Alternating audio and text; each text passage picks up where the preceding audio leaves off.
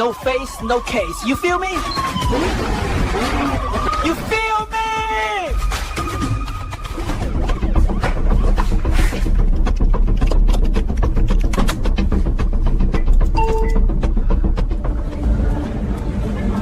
No Face Crypto just dropped another video.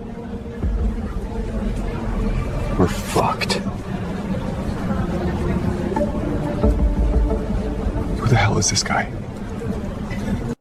Can't see me, but feel my mind. No Face Crypto, phantom protocol. Standing tall while empires fall. Central chains can't cage it all. Unshaken faith. What is up, guys? Welcome to the No Face Crypto channel. Where's the face? No guys. You feel me? I gotta make this a quick video, guys. I will be MIA for a couple days. I am going to the Apple, the Big Apple. You feel me? I'm gonna go bust up some cheeks in Wall Street, and this is how I feel, guys. We're trying to get started on my X account, guys. I'm just trying to put my phone on D&D and stack up some yen. You feel me? That's how I feel. These are triple D's up here. That's all I'm going to say. I'm going to get out of here real quick. I'm going to get out of here. All right. A lot of good news coming today, guys. We had Algorand Foundation, which they are very, very quiet. You guys know Algorand's quite quiet. They said 2026 will be our year. The year of Algorand. Stay tuned. Okay. So I never heard them say that before like that. So 26 will be a good year. I'm feeling it. I think it's going to happen for Algorand. We'll see. It is a make or break year for a lot of these utility currencies, guys. So just keep an eye out, right? Stack up the good ones. We are in for a great year in 2026. Now, I don't know if you guys, anyone here has watched the XRP Unleashed documentary. If you have not, please go ahead and watch that already. It goes ahead and tells you all about the William Henman false SEC flag for Ethereum and how that kind of affected XRP and Ripple, how that kind of snowballed into a lawsuit. And in the end, I think long term, we'll all understand and we all know that it did benefit Ripple to get sued by the SEC because now they have the only clarity needed.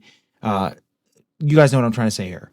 But the same people, Fruition Productions, that made that documentary are making a documentary on the Federal Reserve. And I mean, it has to be a much watch. These people are fired. They know exactly what they're doing. And I apologize if my vocabulary is terrible today. My talking is terrible, guys. You know how it is. All right. I've been recovering all day from yesterday. And I got to go do this trip tomorrow, etc., do all this stuff. So I apologize. I'll be back in a couple days, full speed, ready to go. But this is a documentary that I think everyone needs to see. I don't even know what's going to happen in this trailer, so I'm going to play it, guys. It's 7 minutes long, so please lock in. You feel me?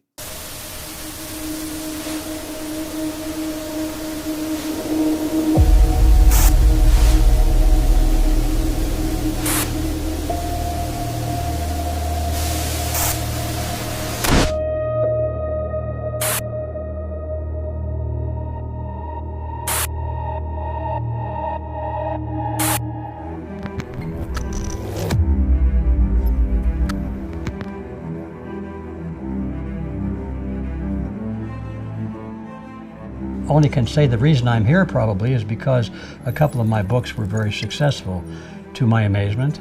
And the one that was the most successful was a book on the Federal Reserve System called The Creature from Jekyll Island. The Creature from Jekyll Island. The Creature from Jekyll Island. I decided to leave the banking system in 2017 after I read a book called The Creature of Jekyll Island. I was diving straight into all of the financial literacy books, but it's The Creature of Jekyll Island. He said, go read this book called Creature from Jekyll Island and find out the history of the money system, and it's going to change your perspective dramatically. What is the Federal Reserve? Good question to start with. Well, first of all, it isn't what most people think it is. It isn't what I thought it was when I first started to research it. I thought, what most people think, is that the Federal Reserve is an agent of the federal government. It's not. And what is it? It's a cartel. High-grade paper rediscounted at a Federal Reserve Bank. They'll deposit reserves with a Federal Reserve Bank, just as they now do with their correspondent banks. And then, When a member bank takes paper to a Federal Reserve Bank for rediscounting, it will get its reserve account credited with the appropriate amount payable in our proposed Federal Reserve notes. And this new currency will always be available because it'll be based on the very paper which is rediscounted with the Federal Reserve Bank. We propose to back this new currency dollar for dollar by rediscounted paper in the Reserve Bank's portfolio. They pretended like they were not forming a cartel. They wanted everybody to think that they were creating a government agency. That's one of the reasons they call it the Federal Reserve System. So I found out that they went in secret to a meeting on Jekyll Island back in 1910, where they worked this all out. When I say they, I'm talking about 6 of the leaders of the most prominent banks in America. I also want to be very clear here, guys. The Titanic plays a huge part in the formation of the Federal Reserve. And a lot of people don't like to talk about it.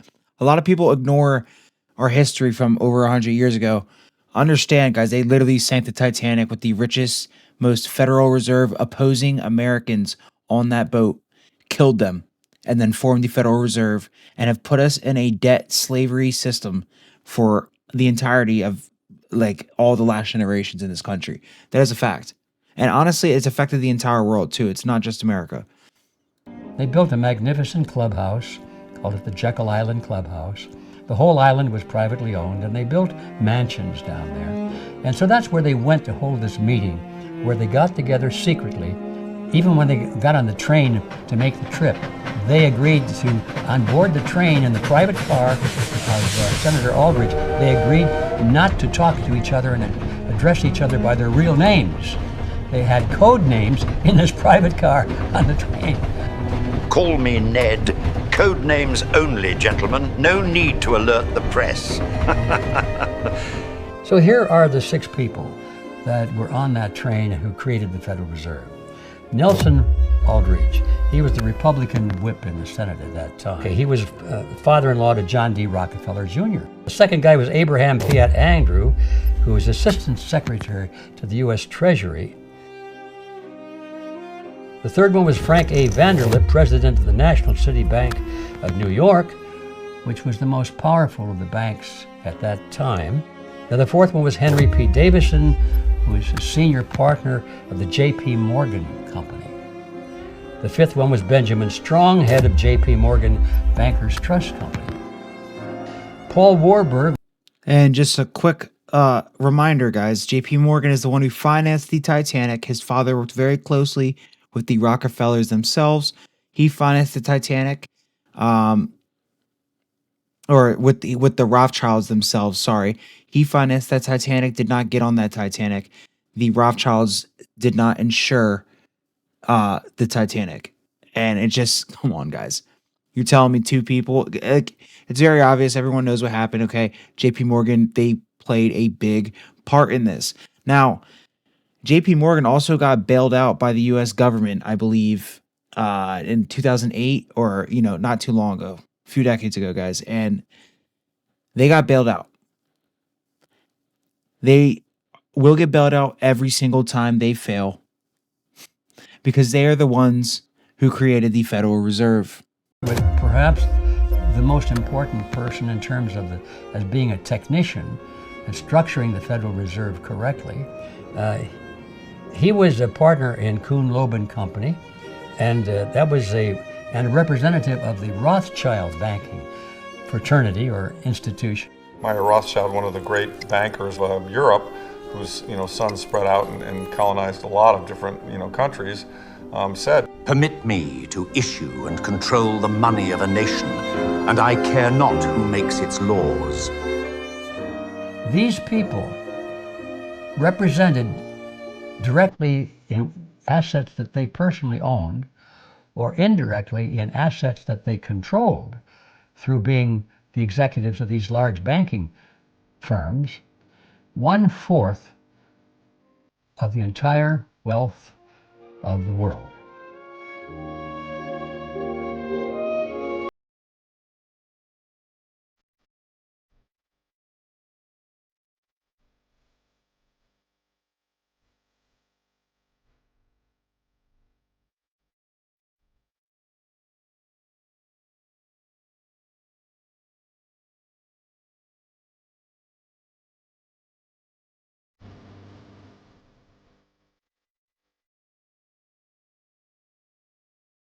We never even had an income tax until 1913 when they installed this Federal Reserve System on us.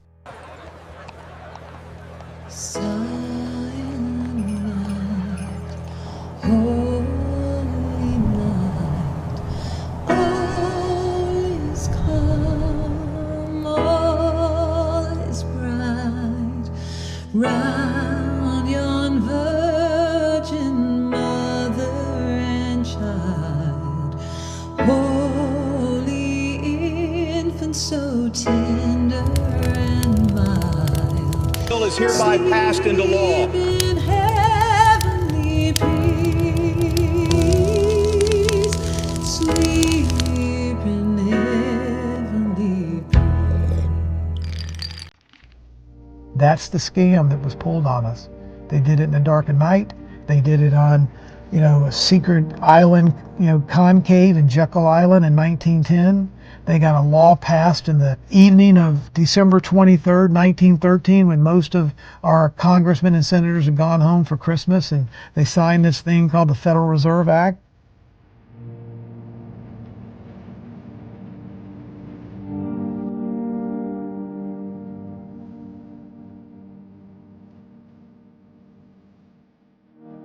So, since the Federal Reserve Act was passed in 1913, it has been amended over 100 times, and it has been fixed up later. So that today, the power of the Federal Reserve over issuance of money is virtually total.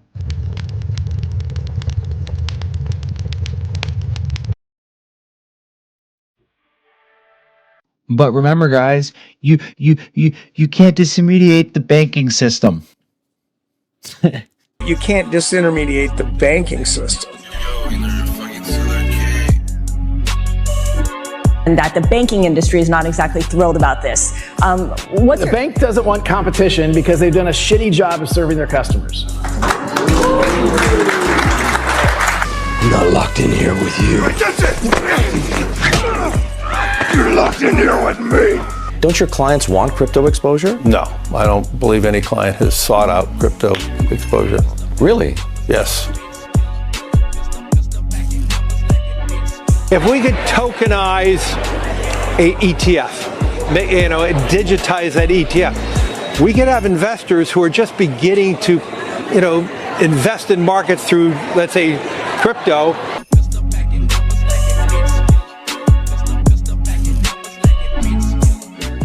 I want to be very clear, guys. You guys have all heard about the fraud that is going on in Minnesota. And I'm not going to get too deep into the news and exactly what's going on and what I think. Not in this video. It's not the place for it, right? But I do believe there is a much more nefarious, larger narrative playing part behind this fraud that is being uncovered in Minnesota and, quite frankly, all across the United States with our taxpayer funds.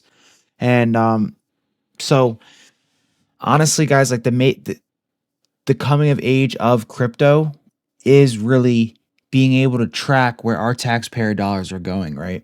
If they want to give us digital IDs, then we should be able to track where our US dollars are going, right? Because I don't want to be funding terrorism, to be completely honest, right? Now, the guy who helped, I believe his name was Nick Shirley, with this investigation, has put a bet out basically saying if anybody wants to take him up on it, $100 grand if anyone can disprove his information.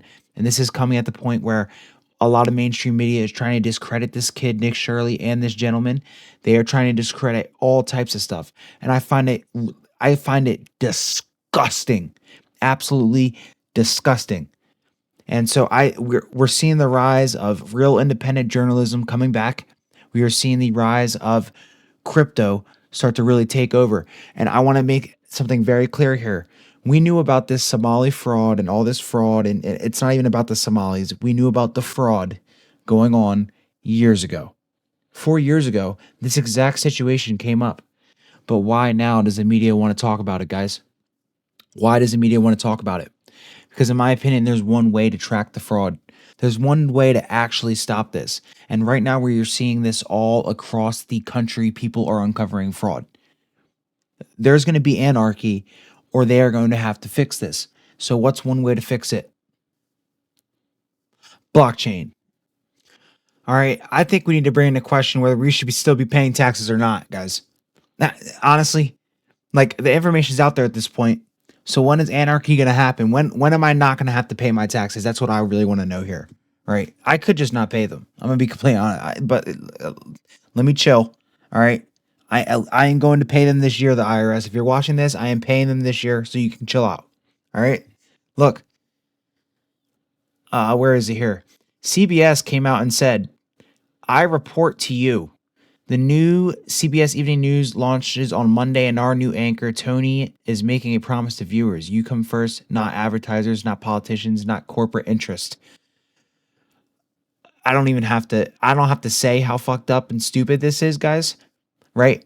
They are losing the plot. They are losing the narrative. Why, after all this fraud gets uncovered that we knew about 4 years ago, are all these mainstream media outlets trying to come out and say that they're for the people? Okay? Mainstream media is already dying. All their numbers are faked. Half of these views here are fake. Nick Shirley got 100 million hits in a day. Okay? So these guys don't stand a chance, and they know that at this point. Listen to how ridiculous and stupid this shit is, guys. Don't ever watch the news. Just watch me instead. I got y'all. The press has missed the story because we've taken into account the perspective of advocates and not the average American. Or we put too much weight in the analysis of academics or elites and not enough on you. And I know this because at certain points, I have been you. I have felt this way too. I felt like what I was seeing and hearing on the news didn't reflect what I was seeing and hearing in my... Honestly, I'm not even going to play the rest of this. This guy can just shut the fuck up. I have no time to even address this. Stupid. Stop watching CBS. Stop watching Fox. Stop watching CNN. Stop watching every single mainstream media outlet, guys. We are going to start winning this fucking war. I promise you, bruh. They're not going to sit here and keep indoctrinating us and giving us propaganda and teaching our children the stupidest shit. Okay? McCraw-Hill, the guy behind McCraw-Hill is literally just Ghislaine Maxwell's fucking father. Okay? These pedophiles run everything about us. I hate to admit it, but it's the truth, and I hope I live to see the day where this shit burns down one way or another, guys. And I'm not wishing harm on anybody. I'm not wishing harm on this country. I love this country. I'm a fucking patriot. And if we have to burn some shit down just to get pedophiles out of the fucking country, out of power in front of us, then let's do that. Because this is insane. People need to get educated. People need to get educated. Use me as an example, guys. All right, I am quite young. So understand that like the younger generation is getting educated here. We are not having this shit. I will not fly for this shit. And I won't take a word from CBS as long as Barry Weiss is there. Get the fuck out of here. Stupid shit. Don't even get me started. All right, guys, and just to close this video out, we also had a post from Elon Musk today saying, I paid so much in taxes one year that it broke the IRS computer too many digits. They had to update the software to get it processed. The rich actually already pay more than their fair share of tax. All right, whatever. So this guy's trying to flex that he's so rich he broke the IRS computer, right? Because everything is a computer, guys. They just have to print, put a button in, press enter, and all the money's printed. All right. Meanwhile, everyone has to go to work. Okay. And David Schwartz responds, I had the same problem. And so people are kind of like, say when I know a ledger. I said, I know it with, I said, zap it with the Schwartz. It should fix your problems. So it's just kind of ironic. I think they're going to fix the tax system. I think a lot of shit's going to change in this country. I don't know when, but I can feel it kind of happen. We all can feel the change. If they really wanted to make sure everyone got taxed and gave everyone digital ID, they would put everything on the blockchain and make it so you have to pay taxes. And unfortunately, like that's the world we're going in, guys. There are people out there who just don't pay taxes, and some of them get away with it. Putting us on digital ID, putting everything on the blockchain, while it might be good for the people with the correct assets, it's going to make sure that like good luck trying to not pay taxes. Like actually good luck. All right? And that's not to be, weird or anything, guys. I'm just being honest. right? I'm not trying to be a doomer. There's a lot of great things coming in this year, especially for the correct utility assets. But the squeeze is getting stronger, and that is just the truth. I'm here to give you guys the facts. You feel me? And I also said here, guys, my first purchase was Flare in 2026. That was the first crypto I purchased in 2026. I will be putting a heavy focus on Flare, and you know, might circle back a little bit to some XRP bags. We'll see. But it's gonna be a good year, guys. I'm just trying to stay chill, put my phone on D&D, and stack up some yen. All right, guys, maybe I'm really short on sleep. I don't know about this. This like seems like AI to me, but like I don't think so. It was posted by the Coin Bureau, and basically they're saying Scott Bessent said 2025 is setting the table. The feast and the banquet will be in 2026.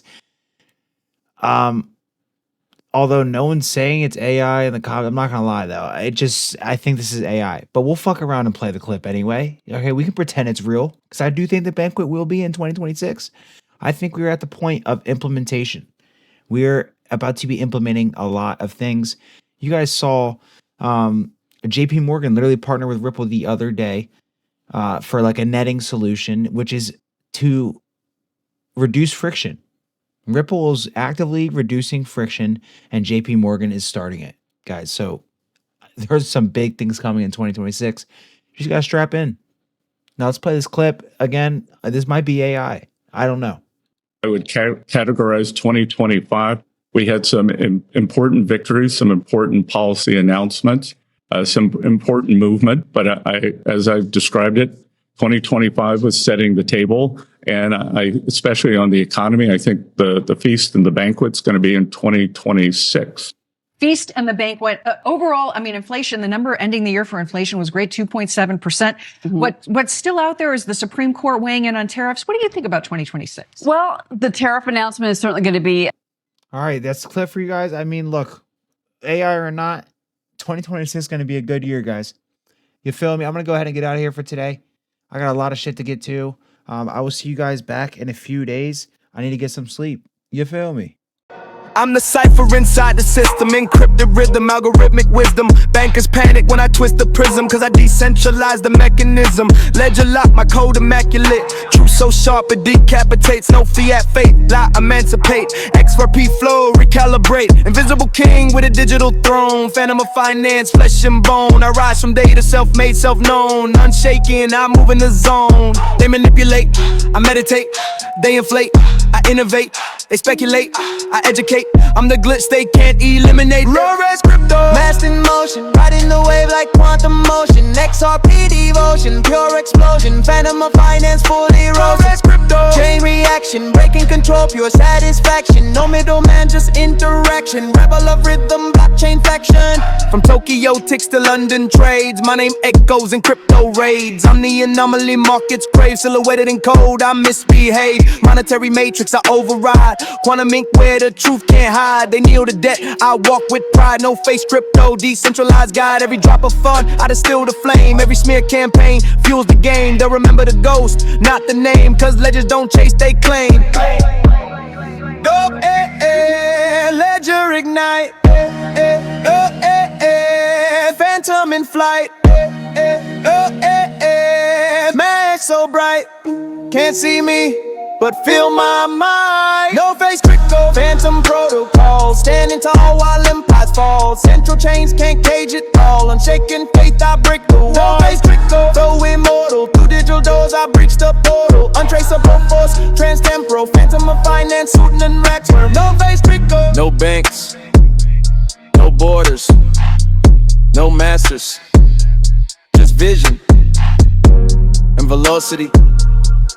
The world's asleep, but the phantom never rests street.